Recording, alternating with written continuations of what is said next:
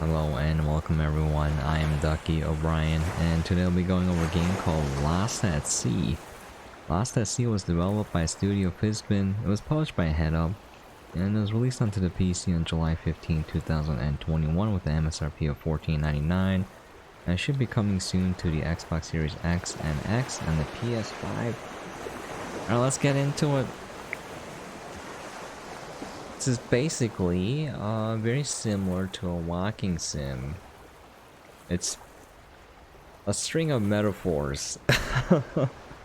Alright.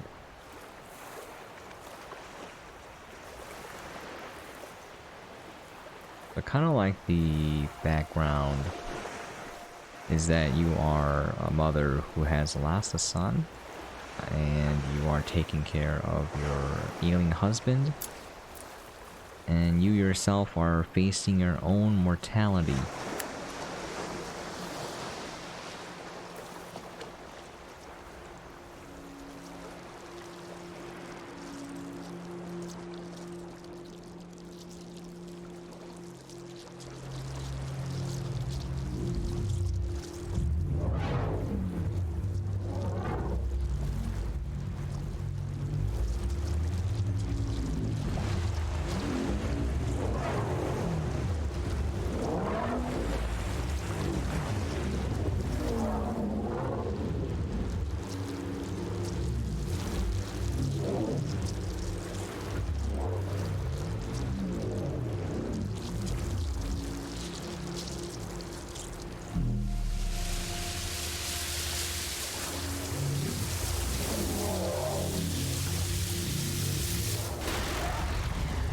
So you are literally facing your fears. It's like this spaghetti monster.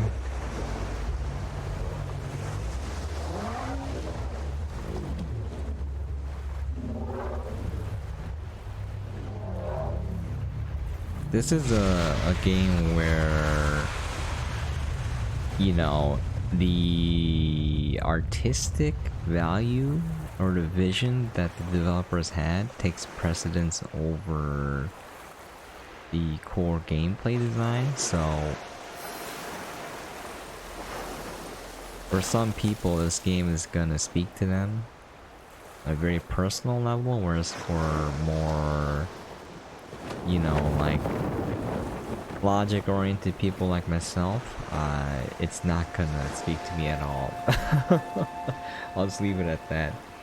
I'm not saying the game is bad or anything, it's just that personally I didn't enjoy it as much, but I can see what they're doing.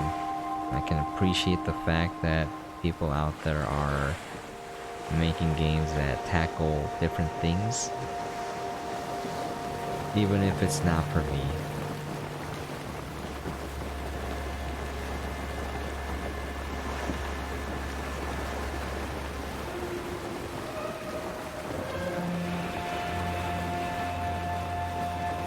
Title card already. Lost at Sea.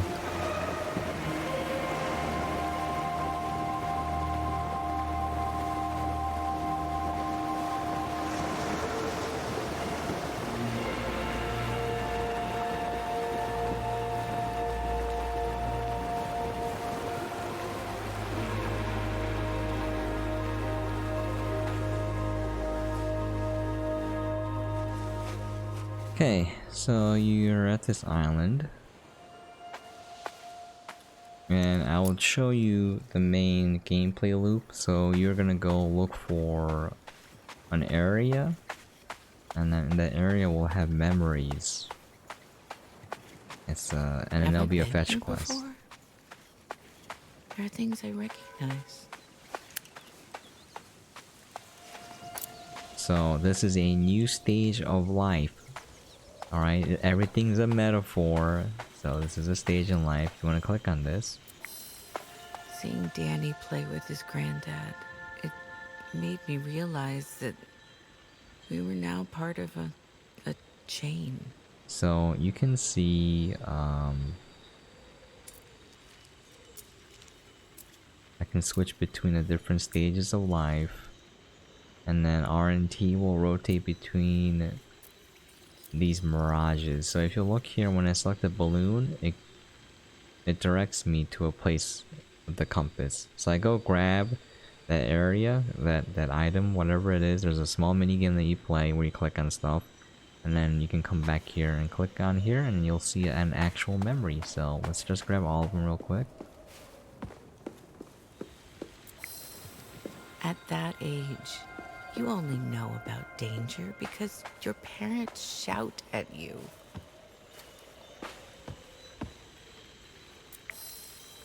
You just try the best you can, really. I guess Okay. we pampered him a bit too much.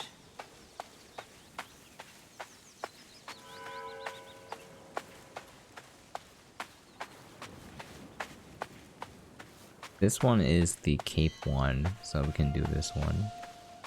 You could have broken something. Okay.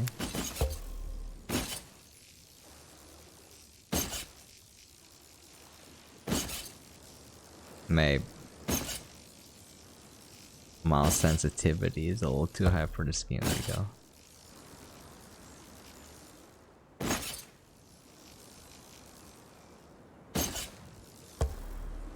Okay.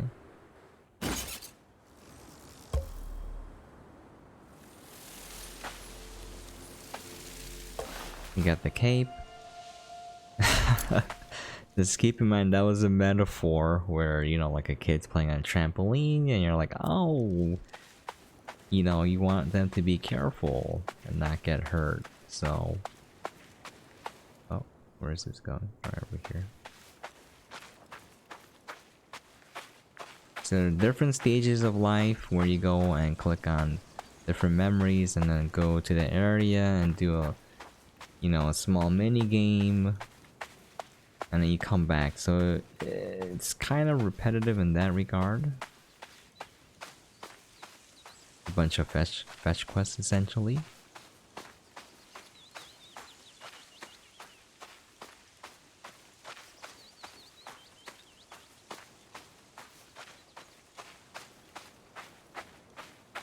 Each mini game, this is where you know, the logic part falls apart for me. There's no central mechanic that you're looking to master. It's just, you know, it's the emotional themes that are more important than anything else. So when I play a mini game, oh, there's a fear. Okay, we gotta look at the spaghetti monster now. There it is.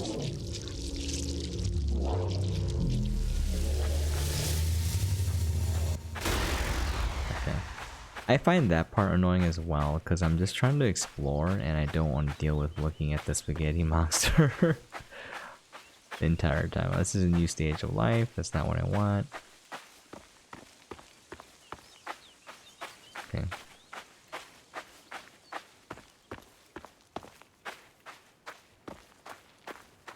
So the mini games don't have like a consistent or coherent flow logically, and it's just, it's okay. Again, it's gonna gel with a certain crowd more. Right, this one, you're playing musical chairs. So, who is up for a game?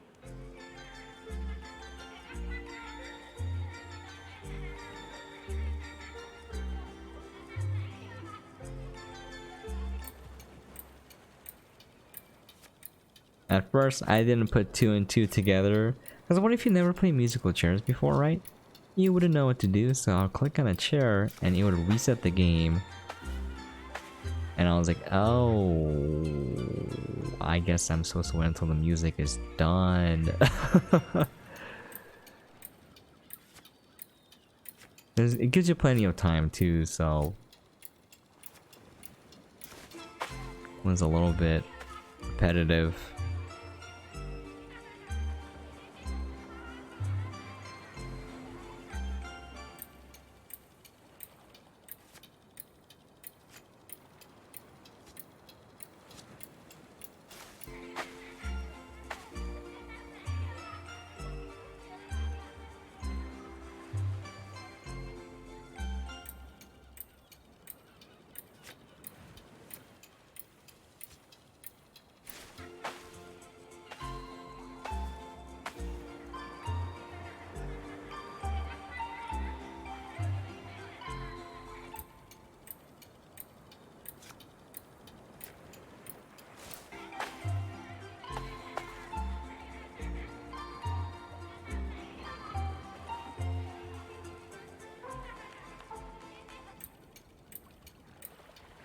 So there are two games that I feel like, you know, combined the artistic vision with gameplay design that's kind of coherent a little bit better.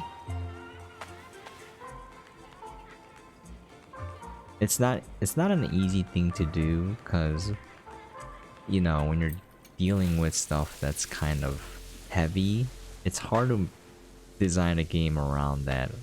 Alright, we got that done.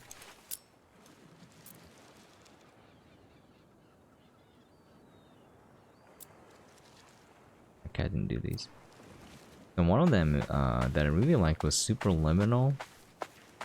It's a little bit more light on the emotional themes, but if you guys haven't played it, it's like a Portal sort of type of game where changing your perspective on the map changes the objects, the size of them, or sometimes the shape of them, and that's the main mechanic. And they changed it up a little bit, and it fits with the themes because the main theme is like changing your perspective on certain problems or just life in general can lead you to, you know, not necessarily a different solution, but having a different outlook in life. And, you know, it was a time when I was going through something very difficult and things did not look great for me, and I was like, ah, oh, this hit me because all I have to do, it's easier said than done, right? But like changing my perspective even a little bit can make an impossible problem seem more possible, or at the very least less disheartening. And the mechanic was based around this kind of concept, and the two tied together so well that I enjoyed it quite immensely. It's a very short game though, so I was like, so it can be done well, you know, can be done well.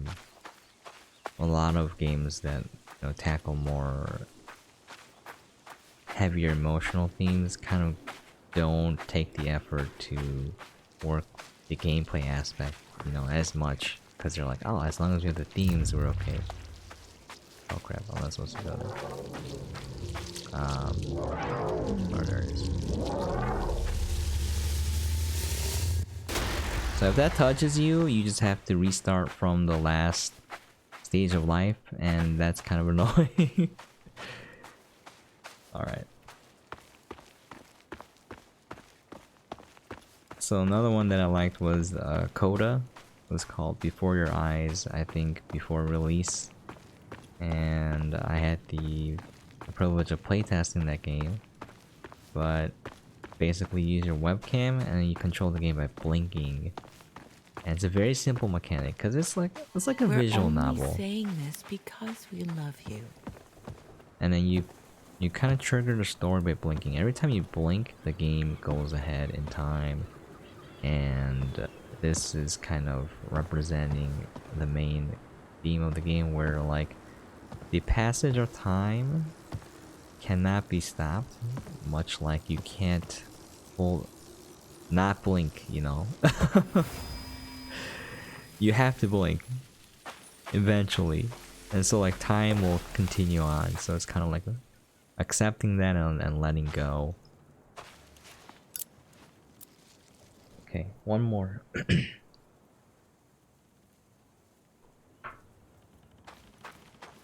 So that one is an example where the mechanic is very simple and not intrusive, and I like that, you know. Keeping it simple is not a bad thing, so.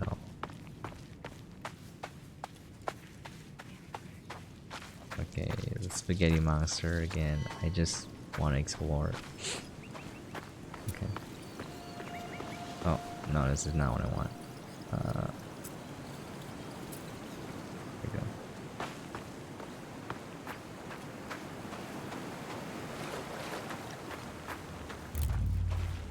What? The heck? Okay.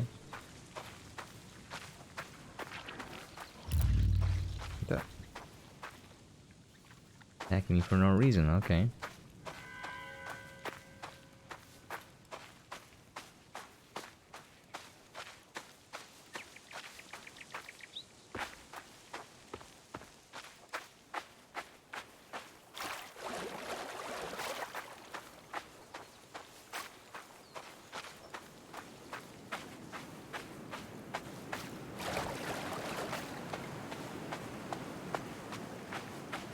Like this one I didn't get either. Careful, don't let it pop. They're supposed to touch all the balloons before they pop, I guess. So, you know, if everything feels a little random and not that cohesive. Okay, now I can go back. When you finish one of those sections and you have that on your compass, it leads you back to that stage of life. So, pretty handy.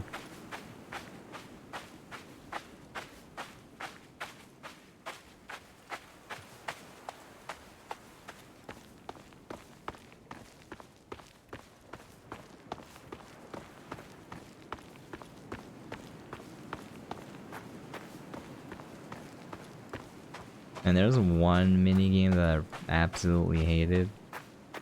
You were kind of, I know what it was symbolizing, like protecting the kid, but like, wait, why am I going this way?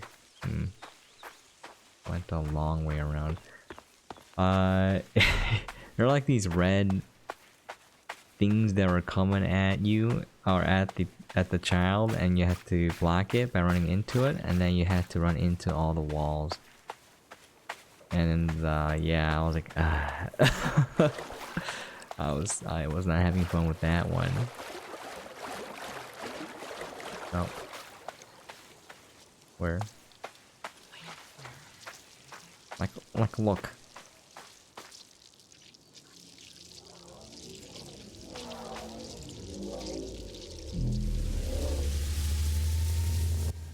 So like I understand what that's representing, where you know if you have irrational fears, you know, guilt creeps up constantly and you always have to face them, quote unquote. But in terms of like gameplay mechanics, it's a little bit annoying if it happens all the time. Cause you know, like facing your fears ain't that easy. It's not just like, oh, I look at it for a few seconds and it's gone. It's like this constant struggle. Sometimes you lose, sometimes you win. You know, it's sometimes you have good days, sometimes you have really bad days. It's not, you know, it's not, you're oversimplifying with the mechanics. Alright.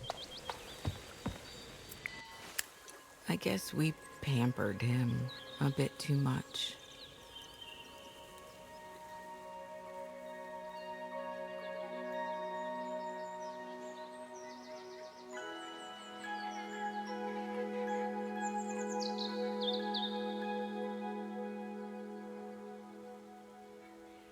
So But the we'd waited oh, so long. When I finally gave birth, I was the wondering when the relief. speech would come. These bits actually grew on me. Danny, this is where he died. But it looks different. I I wish the game had more of this stuff, you know, like the writing. There's some parts where I'm like, oh, it hit really close to home. You just tried the best you can, really.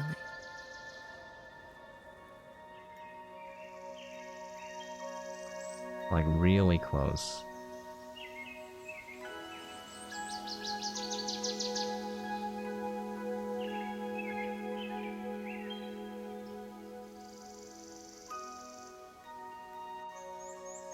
And then you're telling him off for something. And you hear your own parents talking. That hits really close to home too, where it's like, Danny, I've changed my mind. You can't go on that boat trip after all. man, you know, when you kind of resent your parents and you're like, I'll never be like them. And as you get older, you kind of hear them when you're talking. You're like, oh no, I've become my parents. And not in a bad way, it's more like realizing that, you know, they really did mean the best, and, you know, At they. that age, you only know about danger because your parents shout at you. That's very true too. They could have done things better, obviously, but they did it out of a place of love, and you finally understand that.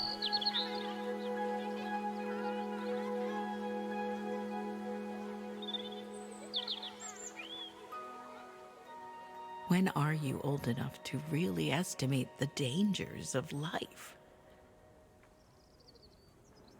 I think though, Andrew, I need your help. We need to get Danny back. I keep forgetting. I don't want to talk over the voice lines. Um, the part that got to me though was like when you hurt, if you were to hurt your kid the same way your parents hurt you, you're like, ah, you know, it's like you gain a greater understanding and empathy with your own parents when that happens, because it's like something that's you would think would be avoidable, but it isn't sometimes, because you know we as humans have so many flaws and shortcomings that we can only try our best, right? Seeing Danny play with his granddad, it made me realize that we were now part of a chain.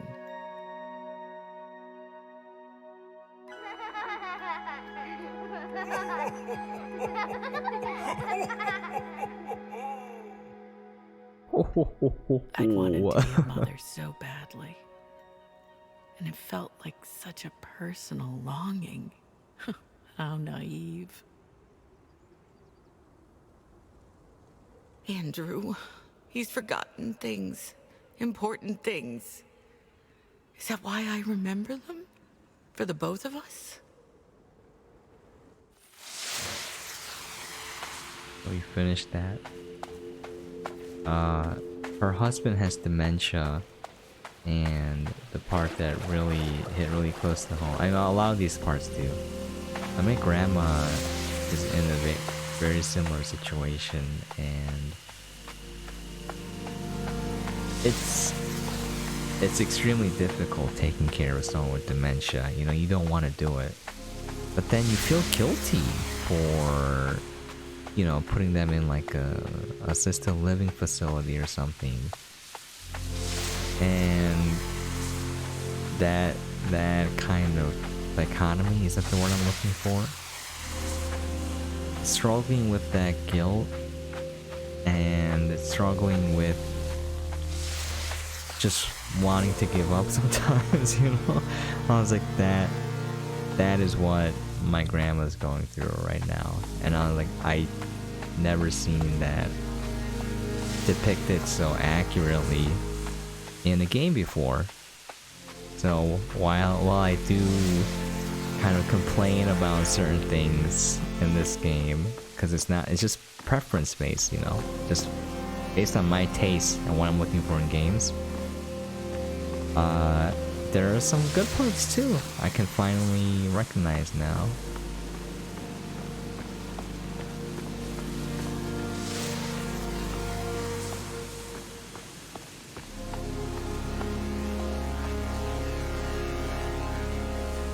For this part, I didn't understand what it was trying to do.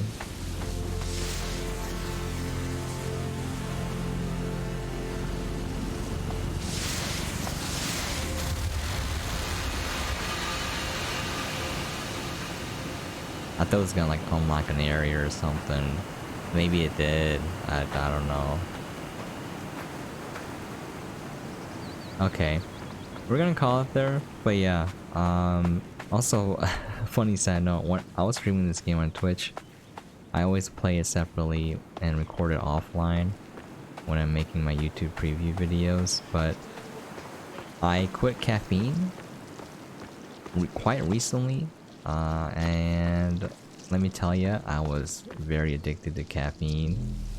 Caffeine is highly addictive. If you don't believe me, if you guys are drinking coffee, tea, or you know, soda with caffeine, energy drinks, whatever, even chocolate has caffeine, quit it for at least a week and let me know how you feel. Some people can drop it and have no problems, but I dropped it cold turkey and I was feeling miserable. I was like, I couldn't sleep. I was cranky all the time because I was going through withdrawal. I wanted my caffeine fix. And yeah, I hated everything. So I was streaming and I think I was just complaining about everything. It was not pleasant to watch or listen to, or I was not pleasant to be around, so not the best time to be playing a game, but you know what? I got no choice sometimes, so... Yeah, and then for the first time in I think a week or maybe over a week, I took a sip of vanilla Coke with coffee, because I like that. It's new and I never seen it before, so I bought it. And then I was like, I like this, so I bought another can, right? This was before I quit. I took a sip and now I felt so high. The caffeine hit me real hard.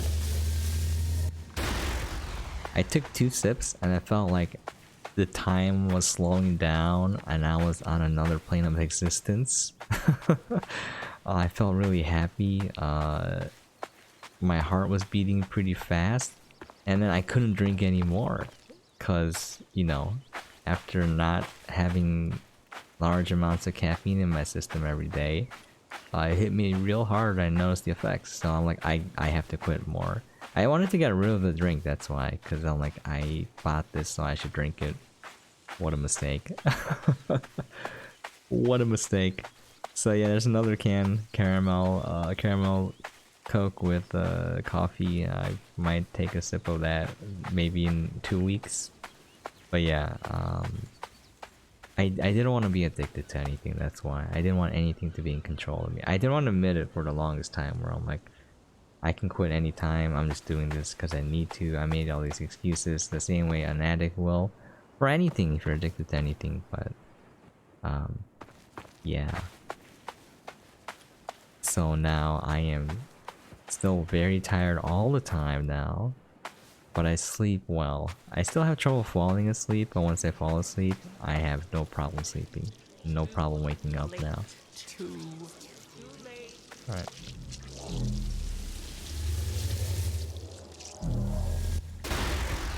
Let's call it there. I gotta look at my notes.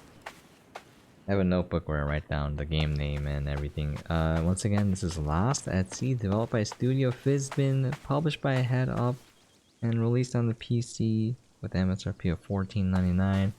Hopefully it gave you guys an idea what the game is like, and hopefully you enjoyed what you saw. If you have any questions, comments, things you'd like to see for me to cover, please feel free to leave a comment down below. And as always, hope you guys are staying safe and sane out there, and I will catch you guys next time. Yeah, pro life tip, just stay away from caffeine, period. Don't get hooked to begin with. Alright, darn spaghetti monster, leave me alone. I'll catch you guys next time. Yeah, that's a little bit annoying.